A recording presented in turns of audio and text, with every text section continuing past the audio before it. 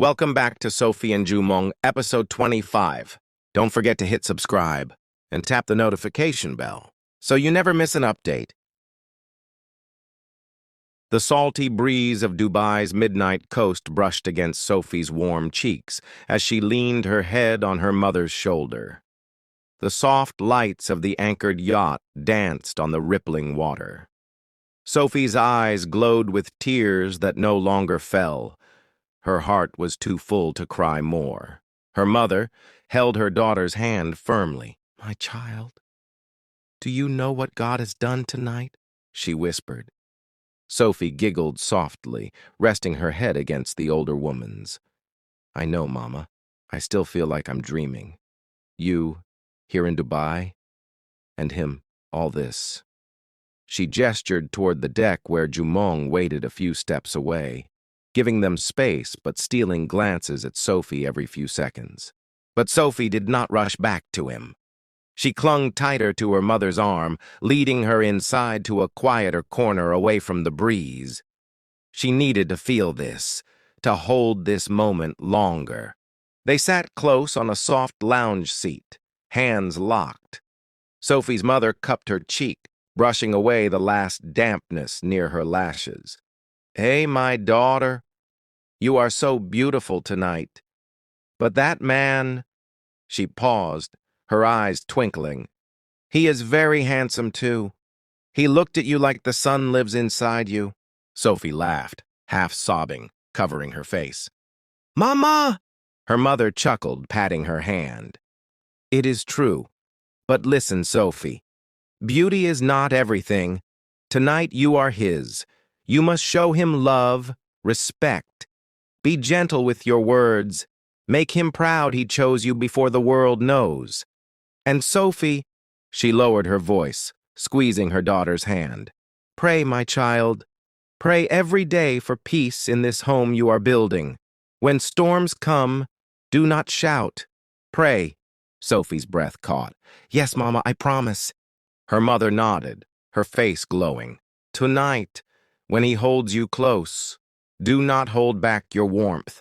Give him peace, Sophie. Be tender. Let him rest inside your love. A good man needs no noise in his house, only comfort." Sophie wiped her tears, nodding. "I will do all that. Thank you, Mama. Thank you for being here.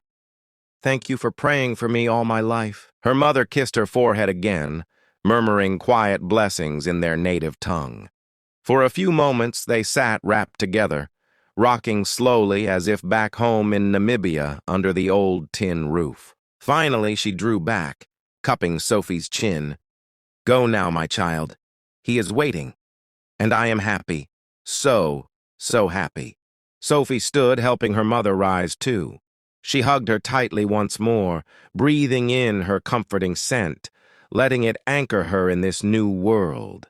Outside, Jumong waited, watching them with a soft smile. Sophie's mother touched his arm kindly. "Look after her, and you," she pointed gently at Sophie, "listen to him sometimes too." They all laughed lightly. Sophie pressed her mother's hand one last time before she was driven back to her hotel suite, her heart full and steady. Sophie turned to Jumong then, her eyes shining. "Now, my prince of surprises."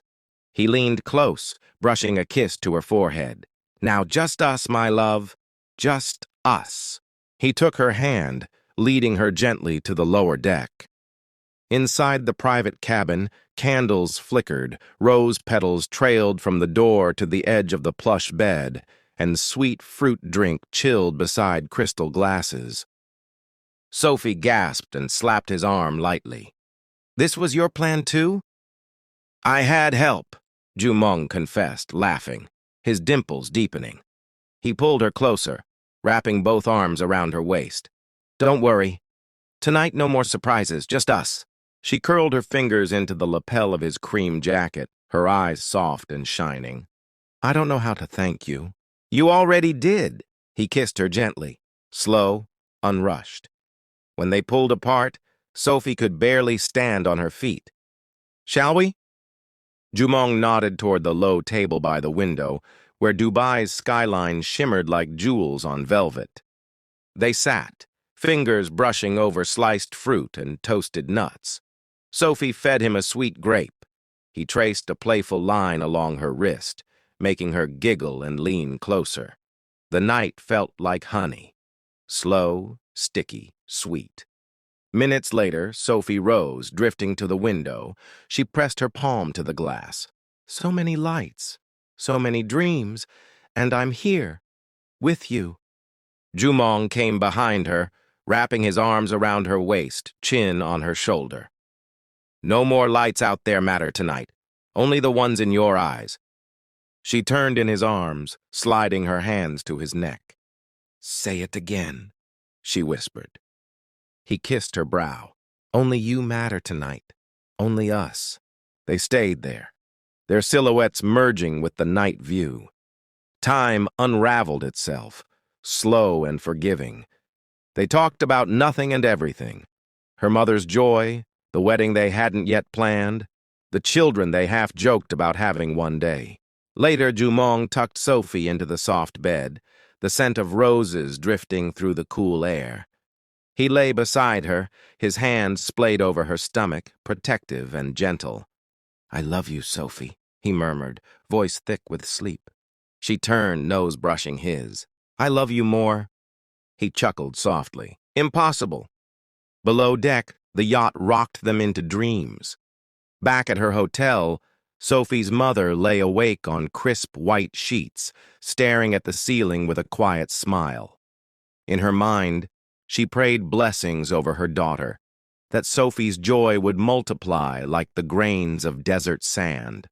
And so, between Dubai's restless lights and the hush of the ocean, a mother slept peacefully for the first time in a long while, and a daughter dreamed of forever beside the man who promised her everything, and more. The sun rose gently over Dubai, streaming its first warm light through the tall windows of the private villa Sophie and Jumong had called home these few quiet days. Inside, Sophie stirred awake beside Jumong, who lay still, one arm heavy over her waist, his breath calm. She smiled at his peaceful face, brushing her thumb lightly over his brow. A silent prayer rose from her heart. Gratitude for this calm season after storms she once feared she'd never escape. Downstairs, the breakfast table on the garden terrace was set just as the staff brought Sophie's mother back from her hotel. Dressed neatly in a soft blue dress and matching head wrap, Mama stepped out of the sleek black SUV and saw her daughter running barefoot across the grass to meet her. Mama! Sophie squealed, hugging her tight. My flower, my blessing, Mama whispered back, burying her face in Sophie's hair. They settled at the table with Jumong beside them, the morning breeze carrying scents of fresh bread, tropical fruit, and warm herbal tea. When plates were half empty and laughter had replaced sleepy silence, Sophie laid her hand over her mother's. Mama, listen carefully, she said, her voice trembling with excitement. She pulled 2 elegant cards from her purse and placed them on the table between them. This first card is for you, she said softly. Use it for our family house. Make it strong, modern, a place for everyone. Use it for yourself, too. I want you comfortable. Her mother opened her mouth to protest, but Sophie shook her head. This second one... Sophie smiled, her eyes misty. This is for the land I want you to buy near the village. I want a health center, Mama, for mothers, for children, for disabled kids. It's my dream. You will start it for me. Mama pressed her lips together to hold back tears. She cupped Sophie's face gently, kissing her forehead. My daughter, I promise you every brick will be blessed. You are building hope. May God bless you double. Nearby, Jumong's phone buzzed quietly. He excused himself, stepping into the shaded edge of the garden. On the line, Elias spoke in a calm tone, updating him. Dongyun's hand movement is stronger now, young master. He's trying to say your name, piece by piece. And one more thing, the engagement news? It's out in Korea this morning, exactly as planned. People are celebrating you and Sophie. No scandals, only joy. The timing is perfect for your return. Jumong's lips curved into a small, grateful smile. Thank you, Elias. Keep an eye on everything until we land. When he returned, Sophie's mother caught his hand unexpectedly. My son, she said, her voice steady. Look after her. She is my only treasure. He bent slightly, respecting her deeply. She is my only treasure, too, I promise you. The peaceful morning slipped by with final laughter and blessings. As the sun climbed higher, suitcases were rolled out quietly. The same sleek car that brought Mama now waited to carry her back to the airport. At the front steps, Sophie held her mother tight, whispering, I wish you could come with us to Korea. Her mother chuckled gently, wiping her daughter's tears. Ah, no, my child. My prayers will go with you. But my hands have work here, the house, the center, your dream. I will keep sending you pictures. Now go. Go live your dream, too. Jumong joined them, draping his arm around Sophie's shoulders, steady and protective.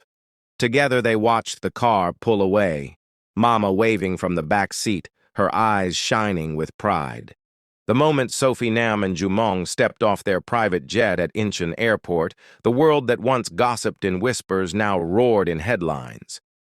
Camera flashes burst like fireworks. Curious eyes studied Sophie's graceful posture, the discreet sparkle on her left hand, and the calm power in the way Jumong held her close. Back in Seoul's wealthiest circles, Madame Lee's phone buzzed without mercy. Old friends, who once praised her power, now asked sly questions she pretended to answer with laughter. Ah, yes, I knew all along. They are young. Let them enjoy, she lied, pressing her painted lips together until they turned white.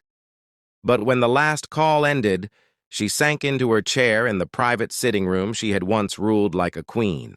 Inside his mansion, Sophie's ring sparkled on her finger as she unpacked quietly. Each delicate piece of clothing made her smile,